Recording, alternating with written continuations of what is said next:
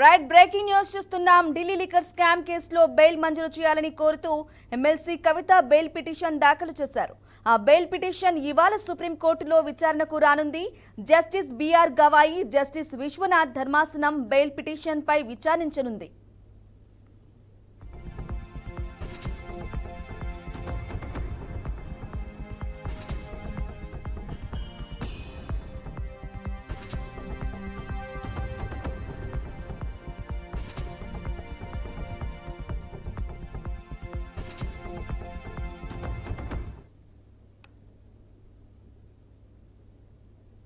ED, CBI కేసుల్లో తనకు bail ఇవ్వాలని కోరుతూ కవిత ఢిల్లీ హైకోర్టును ఆశ్రయించగా జూలై 1న న్యాయస్థానం బెయిల్ ఇచ్చేందుకు నిరాకరించింది. దాన్ని సవాల్ చేస్తూ ఆమె సుప్రీంకోర్టును ఆశ్రయించారు.